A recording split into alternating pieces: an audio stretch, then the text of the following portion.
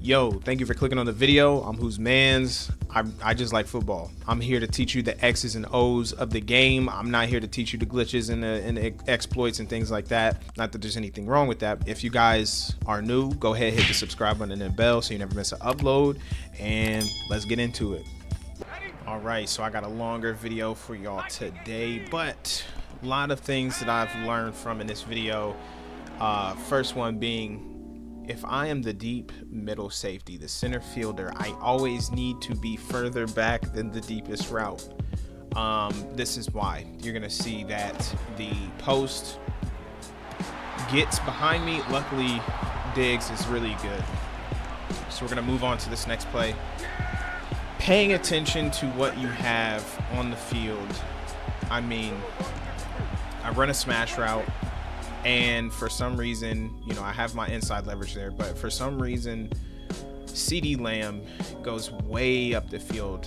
And I was trying to throw it into this little green area in the back corner there, as you see, because I have leverage. But because CeeDee Lamb gets so far upfield, it muddies up that throw. I shouldn't have thrown it and just looked elsewhere, but that's when it happens when you lock in. So we're gonna go further on. This is called a dirty bunch, and I'm picking quarters, so that means these are second in and second out. However, they have switched up how it plays in Madden from last year, and it's basically just playing Meg. So this player should be the one that takes the deep post coming up, and he doesn't. He takes the deep out, and Diggs is playing the deep post, but the thing is he has outside leverage, so he's going to be at a disadvantage as I use the flat defender because I want to be able to take away, you know, that side of the field. And this is what I'm talking about. As soon as he gets over there, I mean, he has the leverage. Luckily he drops it, but this next play you're gonna see he ends up getting it. I switched to a cover 6. I still didn't catch on to that play out of that formation yet. It took me a second, but it definitely was not the option to run. And then I end up switching it, or I run it myself actually here, just to see, because he played a lot of quarters himself. I want to say that he probably played quarters with match turned off. I want to say maybe not. Yeah, he played quarters with match turned off and did a better job there, but we ended up getting it just because my guy has the better leverage there. Next game, my opponent really loved running the ball and throwing it short, so I switched to a cover 2 invert, shaded down, because he would not go deep down the field. And right here you see, especially on those third and shorts, I've learned to just cover the first down area. If they want to go deep, that's fine, but most likely people are going to try to take everything underneath. Same goes for the red zone here. I played underneath coverage. I don't need to play anything super deep. That was cover 9 shaded down, so it's going to play zone drops, and I end up getting the interception because I stayed in my assignment there. He quit after this. In this Eagles game, this opponent really loved playing cover 2 out of a single high shell. However, I'm still going to look at this safety because at this time I didn't know that he was playing a cover 2 invert. But this is what happens when you pay attention to the safety. You see he moves over to the left. When he did that, I knew for a fact that that cornerback on the right hand side is playing a deep half to that side, so he's not going to go anywhere near the middle of the field. I wait for him to get over the middle read and just throw it more towards the center of the field for a little touchdown there. Right here is a perfect example of how cover 6 works when there's trips, and it plays kind of like a cover 2 almost, and it just keeps everything underneath. So, you know, I wanted to keep those players there. Now here he gets me with the play action, and I should have realized there was play action if I paid attention to the blocking and also the players going deep down the field, but he's right in my spot. So I'm gonna pay attention to that later on That play right there got me to pay more attention to the blocking and how the tight ends look. Right here is a nice little Salem concept. I ended up throwing that because I felt some pressure, and that was a safe check down. I had good position there. I threw it away from the backer. And then once again, he's playing a lot of single high, and it was a actually cover 3 blitz there. So that deep crosser keeps the safety inside just long enough for me to fit it over top in the seam, and we get a touchdown there. Had that not kept him there, that would have been a really tough throw to make. Most likely would have been picked off, but that was the nice thing about those crossers. Now this is later in the game, later in the second half, or the second quarter, sorry. He gets me with that play. He doesn't run it again until just now, so I come out in a too high shell, and then I'm going to use the flat defender to that side. In my opinion, they don't get out there fast enough. He still throws it, and I'm able to pick it off. That just, once again, when you start paying attention to the formations people run and how often they run plays out of certain formations, it's a lot easier to then make your adjustments. Now we're going to move forward, cover 3. I see that safety on the right-hand side because I'm running the mesh. He backs up, so I'm going to throw it to empty space. I just need to wait for the mesh to happen because I see that the hook zone is staying in the middle of the field, and I throw it into space and pick up my 6 yards there. Now, later on, I wanted to run 4 verts again, and as soon as I didn't see that linebacker go out there with him, I knew that it most likely was some drop zone, so I need to watch the safeties because he has been playing cover 2 invert a lot and cover 3. So I'm just going to watch the safeties rotate, and I'm able to throw it right in the exact same spot. So he switched up the look. You just have to pay attention to how the safeties move. And this is later on in the game, 4th and 17. Come out, and I knew that he was going to do something similar to last time, throws a deep end, and instead I was able to get in there. This is, 1st and 10. I have not run a run play on 1st down, and he was playing a lot of cover 3. This is a great play against cover 3. You're kind of doing a flood, and was able to pick up a lot of yards. Now this run was weird. Outside zones, you're supposed to read the outside hip, and I had leverage to the outside. However, you're going to see what happens with 89 there. I don't know what happened. It's Madden. He just slides off like the dude was greased up and just ruins that run. I mean, I can accept that happening in general, but that was just weird. Same thing, single high, easy to read. Safety moves off to the right, and I just hit the seam. It was wide open.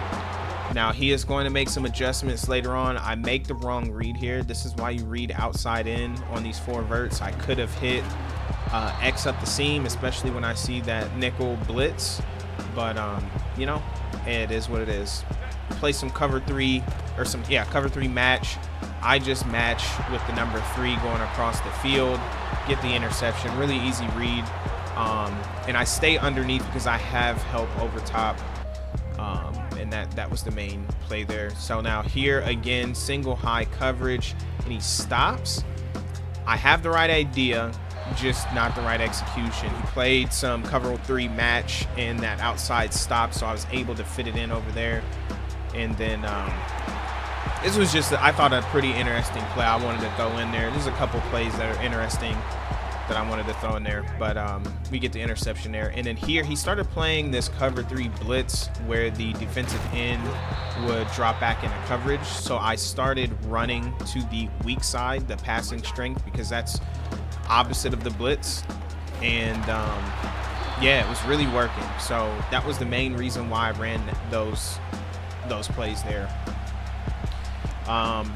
Here once again, you see I'm better and more disciplined in my gaps, especially on play action, and RPOs always a great option, especially when you've been running zone. I started getting them with the run. Now this Browns game, I need to start using the outside corner on some of these formations, have a better run gap, but You know, I utilize the bear a lot in this game. I understand that the Browns have a really good run game, and Nick Chubb is hard to bring down. And once again, play hard flats in these situations, and we just get a good shed there. I play the bear a lot in this game in a single high just because, like I said, the Browns are a really good running team. This drive, unfortunately, didn't come away with points. I just showed this because I wanted to take what was given to me. Didn't score any points. I missed the field goal somehow. And, you know, in this possession here, I wanted to bring more pressures. I found a nice pressure for a condensed set. I get sucked up to the defensive or the offensive line, but it doesn't matter. I still got some decent pressure. It caused him to block all but 3 of his routes and make that a little easier for me to defend. Now, I just threw this in here because I thought this was a good run by Jacobs. Like I said, there's a few plays in here that I thought just were kind of cool to me. Later on in the game, once again, you see it's 2nd and 1. I throw some hard flats. I want to say this is a cover 2 invert. Throw some hard flats. Cover 2 invert, to me, plays better against wide zones and stretches. And it's also nice. But you see there, we get the interception. They're a little bit more jumpy on underneath routes, especially when you have the hard flats there. And once again, I've been dotting people up in the seams. They play a lot of cover 3 drop, things like that. A lot of cover 3 blitzes where that nickel is going out there. And he started to try to hit me in the, you know, with those blitzes. So I just, like I said, you just take what is given. I had the flats open. This is a really risky throw. I threw it a bullet. I was trying to throw more of a touch pass over top of the linebacker. I actually had the running back open as well. Even though it was 3rd and 10, doesn't matter. I still could have hit the running back for a less risky pass. And in there, same thing, just take what's given. I show this because I wanted to mix up what I was doing with my coverages. It's a condensed set. It's harder to see cover zeros in condensed sets, and that worked out in that situation. 4th and 8, throws a nice little play action. I was playing cover 2 invert again. It's easier to play cover 2 invert on condensed sets because the seam is pretty hard to go against. Once again, we play against the Browns again. I only have 2 clips from this game. He just throws a bad pass there. Man was sitting there the entire time. And then the next play, once again, he got out of there real quick. I like to come out and cover 3 match against these condensed sets and other single high defenses. And like I said, he just threw it straight to me. Josie Jewell, man, that's my dude. Came from the Broncos, gets the interception. So we're gonna move on to the Patriots here. And this was an interesting game. I played 2 games against this guy. He likes to play a lot of 2 high man and a lot of cover 0 out of the double mug. And it took me a second to figure out how to properly play against the double mug. It's a lot different than it was last year, but in this game, I definitely do a better job of figuring out playing against man in a lot of the blitzes. So a lot of the blitzes he was sending me, I need to start throwing more screens, which you're going to see more of screens in this game. I've also realized that if they like to sit in double mug, I like to sit in under center and then run weak side. So I might come out in a strong or possibly a I form and then run weak side, mainly because those blitzers are they're blitzing, right? You are reacting. So if they're blitzing and they're primarily on the strong side of the formation, you have less players on the weak side. So right here, shallow cross, easy. I move away from the blitz and throw to the crosser as we got Henry there doing a really good job. And then, you know, do a nice little pull, go off of that. This is a really easy run game here. Same thing, another shallow cross. I want to say he stopped playing man so much this second game. The first game, or no, the second game I play against this guy, I want to say he was using the Eagles. So, but yeah, this first game, you see he's going to try to send this over storm. I blocked my running back. I figured out a better way to block this, but I throw the underneath. He stayed over top, and that's the really nice thing about these shallow cross at high lows, the middle of the field. And then, you know, nice run right there. That's the only reason I threw that one in there. I love that juke. It's a pause juke. You stop, you like let go and then juke again and start moving, and that's what it kind of does there. It does like a little shimmy kind of thing. So here, this is an effort play, really. I had the wrong call, but I big hit him. He fumbles out of bounds, and that wins me the game, honestly. Now this play really upset me. This is why I really wanted this is the revamp passing, but I threw it too hard. I held it down too long, and he just doesn't get enough loft on the ball. That would have definitely won me the game, but right here, I'm playing some palms backed off, you know, just want to keep everything in front.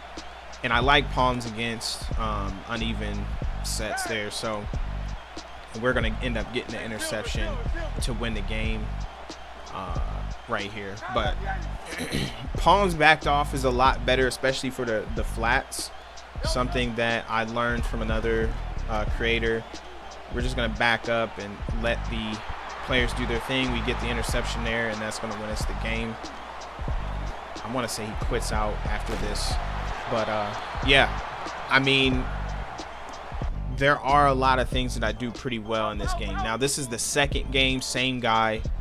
I have a better understanding as what he wants to do. He comes out in a lot of that, and we play this cover 3 lock. I really like that. Get the interception. Offensively, I struggled big time. It's almost like I kind of turned my brain back off this game, but block the tight end, and what I should have done was run the ball. In that situation, I had the advantage to the left, and this is what I was talking about. He's running a lot of cover 0, a lot of double mug, and I find that the I form is a lot better.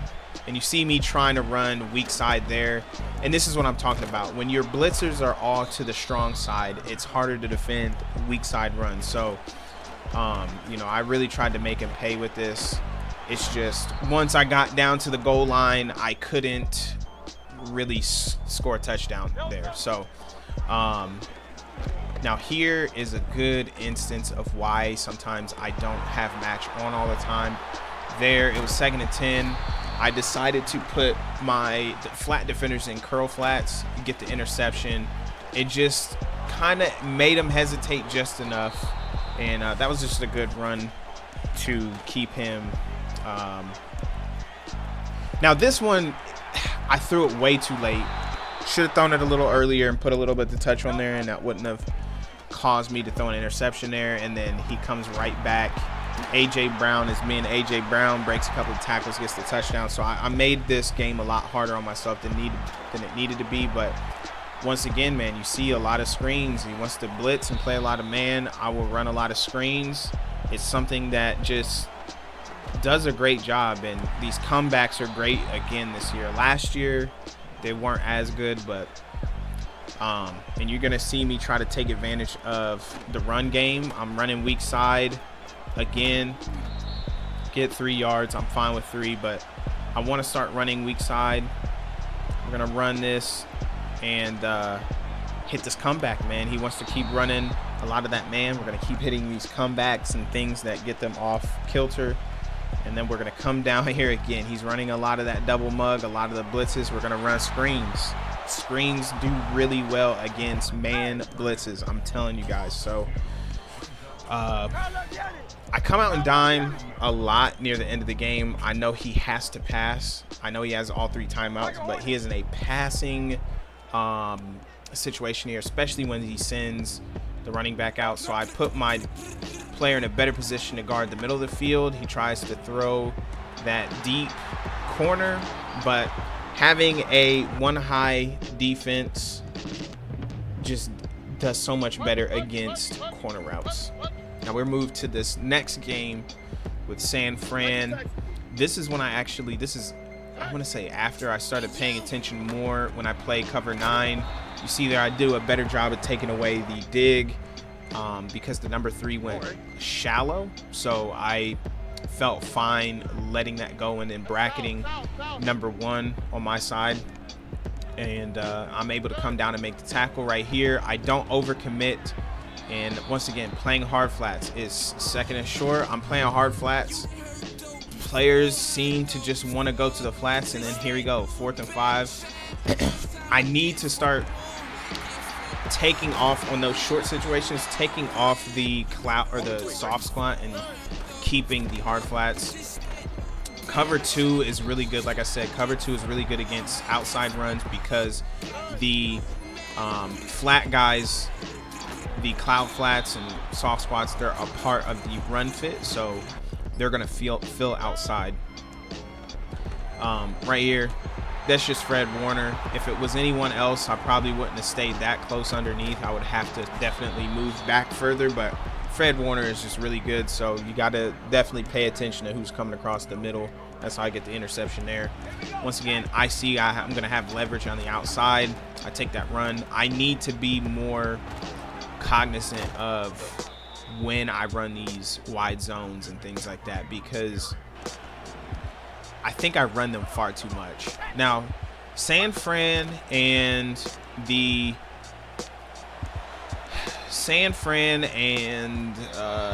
Rams playbook are amazing, especially for teams that love to send those cover 0 blitzes.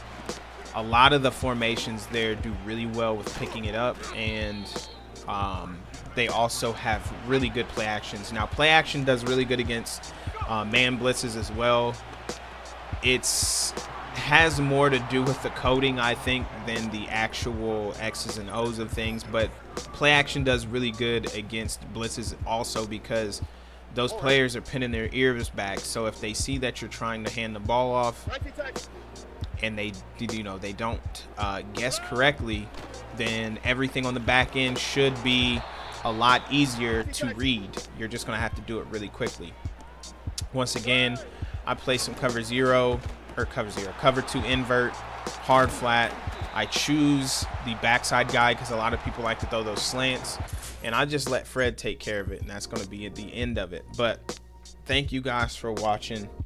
I'm going to come back with the Rams and go from there. But if you have any prayer requests, throw them in the comment section below, and I'll see you guys next time. Peace.